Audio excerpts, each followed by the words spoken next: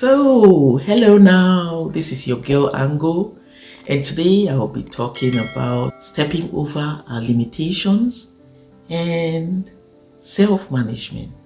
So, my friends have been asking me if my days are longer than 24 hours and if I could help make a video on time planning.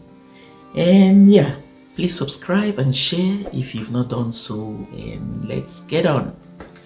So, everybody struggles from time to time. We are all on the growth process, be it on career and just on psychological growth, or there are different ways of growth, spiritual growth. And on these journeys, everybody faces some kind of limitation, and it could be sickness, it could be the loss of a family member, or even an accident, or just some weakness, or procrastinating because of one thing or the other. Now, how do we go about these things?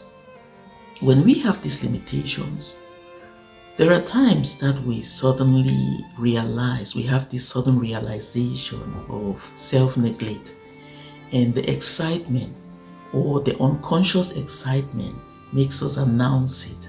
Oh, I've been neglecting myself, I've been used in the past, and I would want to be treated well, or I would take time to myself. This is a very selfless talk, yet it goes out in a very complex way. It sends out a message to the people around us, be it at work or our peers. It tells us, red zone, this person is not ready to grow, or this person is not ready to take any responsibilities. So yes, there are acute conditions. If we are acutely sick, we seek help to feel that immediate relief and stuff like that. Yet sometimes things are chronic. If we lose somebody, the person will definitely never come back. If we had some form of sickness and it turns into a chronic situation, we might end up living with that condition for the rest of our lives. Yet opportunities will come, and when they come, it's left to us to consciously make a decision to jump into it. We can have very close family members or peers we can allow ourselves to be vulnerable with. So being vulnerable is not a bad thing, or reporting about the acute conditions is not bad. When we start talking too much about our chronic limitations, we are stepping on our own path, and we will not have those responsibilities we yearn to have. So it's a good thing to muster courage, forget the procrastination. And if that pain is on the right side or the left side, or the ear is paining and we know it's a chronic condition, it's a good thing. If it's too much for that time, you could take a while and just rest. And when you get onto it, if you want to participate, go in and not announce the limitations. Just step in there and do the best. The whole thing is, when we start something, it's always good to take it to finish. We should finish the things we start. If we always have the habit of starting things and leaving them halfway, we also lose that chance of trust around the people, be it at the job site. So yeah, I live a busy life. I have a time planner, but I really don't plan my time so strictly because I like being bored. That's the most creative period. Even when I'm driving, it's also another period of free thinking, and so I get so many ideas. So it's always advisable to have that time. Even for children, have time for boredom. Now, I work at the university, and fortunately for me, I have a bit more time in certain periods of the year, and sometimes it's really hectic. So the hectical times are being compensated by the semester free periods where I could do extensive research on topics, read a lot and talk to people. And again, reading theses from students, or project work also expands my scope, and it's quite enriching. So it's a different ball game.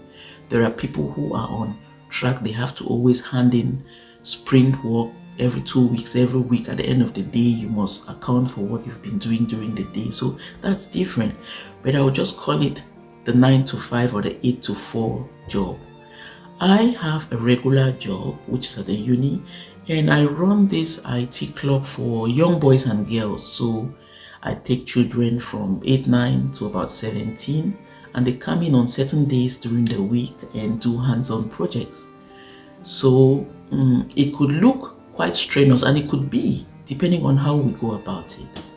And then I still do IT career coaching for people trying to get into IT career fields. So from my 15 years of experience as a lecturer, I kind of have my tentacles all over and understand some perks, some limitations getting into different IT career fields, and I can really coach and build up and help in the learning process.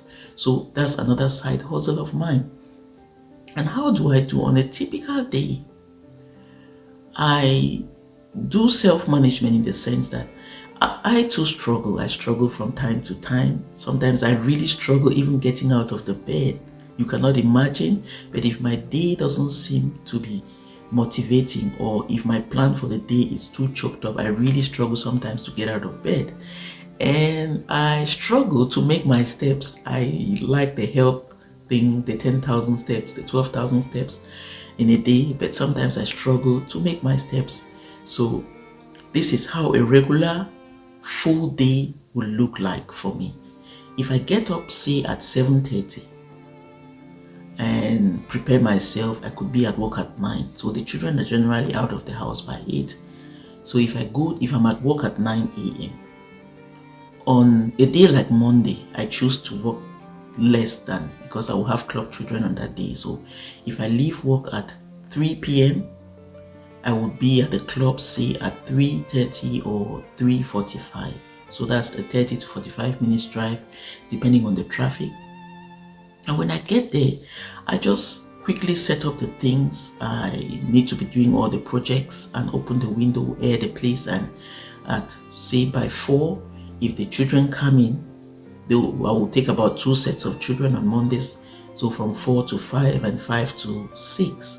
So during that time, I give my best and I concentrate on them. They share with each other and work on projects they've been working on, or we choose projects. So we just talk and they see their results and they go home. So this is me. My sons are mostly with me at the club. So some of them actually leave school and come directly to the club and do their assignments and wait for me. So when I come, we do these things together. So we talk a bit about what happens in school and stuff like that. And we drive home. So if we're at home by 6:30, it's time to relax. I really relax, but I cook freshly cooked meals every single day. Short meals. I cook real fresh meals every day, so it will take me about 20 to 30 minutes to get a meal done. And at 19 o'clock latest, we are eating. So after eating, we clean up, and I have about 45 minutes to take care of myself and just relax a bit, drink a cup of tea, and watch anything interesting. And at 8 o'clock, I'm sitting at my table again, counseling the first person from 8 to 9, and then from 9 to 10. I have 1 hour set for myself after that period to do research, round up the thing. Sometimes I extend it to 23 o'clock. So the very first thing I do when I start coaching people on their career is, apart from the main job, we should set aside 15 hours at least for personal growth. And I practice that myself. So 15 hours would mean 3 hours each day. It looks like too much, but if we think of the time we sit around, not the boredom time, but the procrastinating time, we just sit around, talk unconsciously. I talk on the phone sometimes with my siblings for 1 hour or 2. So It's something, I don't call it time management, because time management is too stiff and we could easily fall into a burnout. So I give myself the time to be bored. I give myself the time to relax and really take in the things I'm learning. So if I'm in bed by 10 o'clock, sometimes at 23 o'clock, or sometimes even later, but I try to give myself 8 hours of sleep every single day, just to maintain some health. Because you see, as we're going older, we become bulky and we have to do the steps and stuff like that. So there are some days that I will do a bit more of walking. If I don't have club day, that's the time I really go extensively and walk, and I even talk more to my children. We set up their walking space and try to re-establish plans that are set for them. So it's a continuous process, but we should learn to understand our limitations, understand the chronic ones, understand when things become acute and deal with them. But when things are on the chronic phase, there is no need announcing the things we have to do or not do. We just get on board and push on. Then there is the self-management thing, which is allowing ourselves to be bored but not waste time.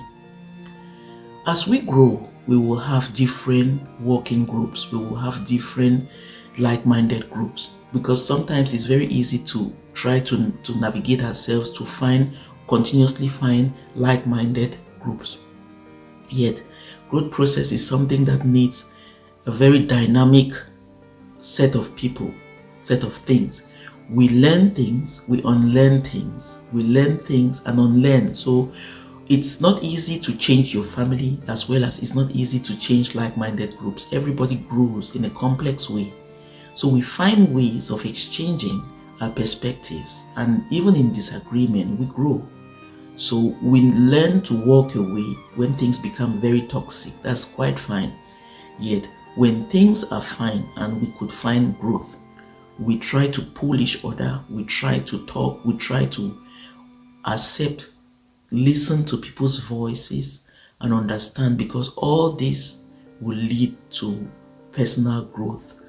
And this is a rounded thing, and we tweak each other. Sometimes we even provoke, not in the toxic way, but you really tweak and tell, so you could do better, we could do better. Just sometimes changing the you into we makes a difference. So let's do this. And there is this aspect that we see so much at the unit too, with groups of students. So when they sit around and they have duties, when there's a problem, they've tried to find somebody to point fingers on. The finger pointing aspect also in dynamics where we say we are in like-minded groups, it doesn't work. It really just holds up. It takes away our own respect and pride. If we think something is to be done and we know how to do it, we get in there, just do it, and then just say, see, this is what I think we could be doing. Maybe somebody could give an idea and we could make it better, and stuff like that. It gives this space of you contributing and not just complaining of what is not going well or what is not fine in your eyes. And it's a group mentality. We invite, and then we do and invite, and everybody feels everybody belongs, and it goes on. That's the dynamic of growth. And that's it. So if you've not subscribed, please subscribe and share, and check out my webpage if you would like any coaching session from me. I'm always taking new people as the people move out. Every 3 months I have to change the people I'm coaching, 3 to 4 months, and so I'm always taking new people. And I have, as I said, I have my personal development time, which is also the coaching time for me, because it helps me learn. Just talking to people and getting their own perspective, understanding their own growth process, helps me to understand humans in their own ways, and it develops me. There's one other thing, which is like reading. I have the script and the audible, where I try to pick out topics Like in a year, I would read at least 2 books on marriage, on relationship, on boundaries, on history, and I would even go into the scholar and pick out some journals and read some interesting topics just to expand. But the weekends, if possible, it's always a good idea to keep the weekends free. So grow. Time to rearrange the house, time to restructure, recommunicate, and then the spirituality aspect. So it's the time we're giving our maximum growth. So thank you. The growth process continues and it's all about love. Bye bye now.